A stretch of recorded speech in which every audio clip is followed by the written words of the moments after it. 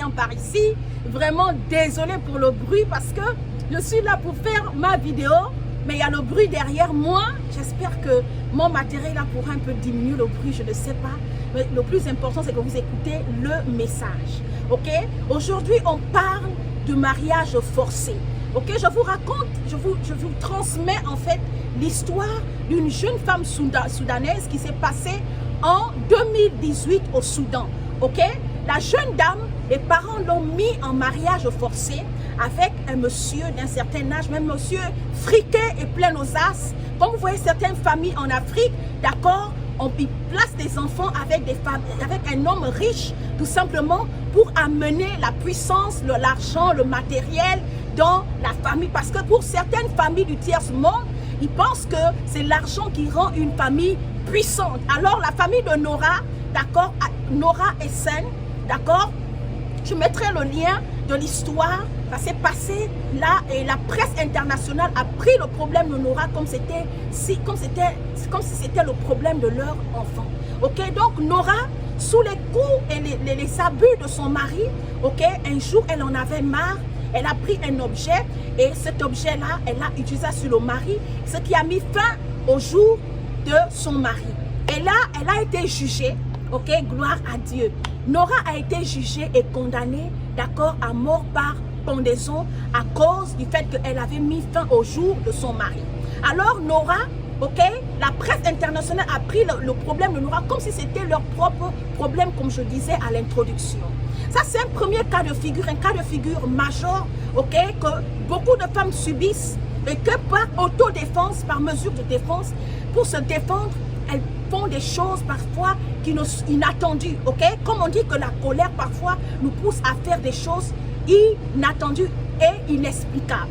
Voilà, ça c'est un cas de figure. Maintenant, le deuxième cas de figure dont je voulais parler, c'est le cas de figure où beaucoup de femmes aujourd'hui, elles-mêmes, elles décident de se marier par intérêt. Le mariage, dans certaines régions du monde, ça devient un business. Aux États-Unis, le mariage devient un business. Les gens ne se marient plus par amour, les gens se marient par intérêt.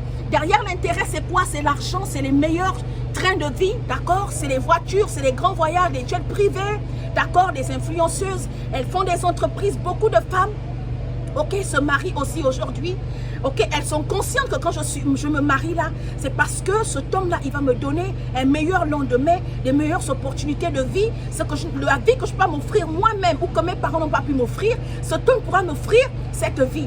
Et ces femmes-là, pleines de ces femmes, certaines de ces femmes, elles sont pour certaines, pour plusieurs et pour la grande majorité, elles sont malheureuses dans ces foyers-là, d'accord? Elles subissent des pressions, elles subissent des abus, elles supportent des choses insupportables tout simplement au nom du bonheur, de la loi, de l'apparence et de l'opulence. Vous comprenez? Le troisième cas de figure, ce sont les jeunes filles que les parents, en fait, ils prennent dans l'enfance, quand elles sont jeunes, elles sont toutes petites, ils investissent des autorités et des entités négatives qu'on appelle l'envoûtement, qu'on appelle des esprits, d'accord, dans le but que quand la fille sera adulte, elle amène la richesse dans la famille.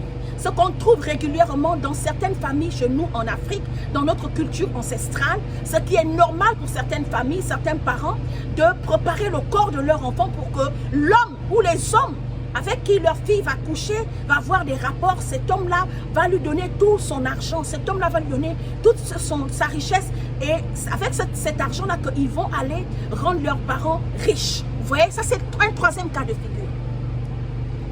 Mais mon message c'est ceci. Nous sommes libres de faire de nos vies ce qu'on veut. Dans les trois cas de figure, on parle de vie humaine. Dans les trois quarts de figure, Dieu nous a créés d'abord pour un but précis. Quand Dieu crée la femme, le but de Dieu, c'est que la femme vienne accomplir un plan précis sur la terre.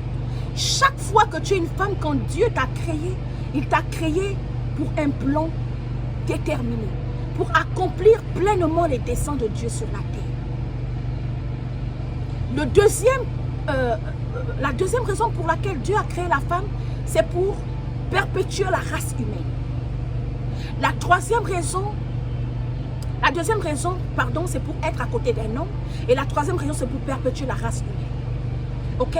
Tout ça, ça rentre dans le plan de Dieu. Le plus important dans tout ce qu'on fait de la femme, Jeune femme, le plus important de tout ce que tu fais de ton corps, jeune femme, le plus important de tout ce que tu fais avec ta vie, ce que je veux te recommander et que je te conseille en tant que grande sœur, en tant que mère, aujourd'hui je ne parle pas en tant que corps, je parle comme une grande sœur, comme une mère. C'est que dans tout ce que tu fais, dans tous les choix de ta vie, laisse le plan de Dieu s'accomplir dans ta vie. Et accomplis aussi les buts pour lesquels Dieu t'a créé.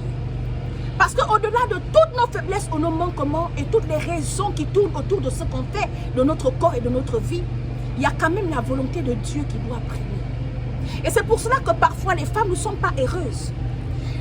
En coaching, dans les églises, s'il y a des femmes, s'il y a un être humain qui se lamente le plus sur la terre, c'est la femme. Vous savez pourquoi? Parce que la femme a perdu la raison principale pour laquelle elle existe. Beaucoup de femmes, elles vivent loin du plan de Dieu pour leur vie. Beaucoup de femmes vivent loin, d'accord, de ce pourquoi Dieu vous a créé, les sœurs. Nous tous, on vit nos vies. Personne n'est parfait. Mais la réalité est que combien de femmes qui pleurent, qui sont malheureuses, combien de femmes qui vivent une vie qui ne sont pas les leurs. Combien de femmes décèdent à la fleur de l'âge? Combien de femmes perdent leur vie dans les foyers à cause d'un faux mariage, à cause d'un mariage par intérêt? Combien de femmes perdent leur santé à cause d'un mariage par intérêt? Combien de femmes, d'accord, laissent leurs enfants orphelins à cause, d'accord, de notre égoïsme, à cause de nos intérêts personnels? Nous ne pourrons pas remplacer toutes celles qui ont perdu leur vie dans ces conditions. Mais toi qui me regardes et qui écoutes ce message aujourd'hui, si tu es dans cette vie-là, ma soeur, ressaisis-toi. Dieu te donne la seconde chance. Tu peux te reconstruire, tu peux te relever, tu peux repartir à l'école, acquérir des connaissances et atteindre tes objectifs en tant que femme sur la terre et devenir la femme que tu souhaites être sur la terre. Et après, tu pourras trouver l'homme qui te rendra heureuse. Et l'homme qui va te donner la valeur que tu mérites, le respect que tu mérites, ma soeur. Si tu m'as écouté,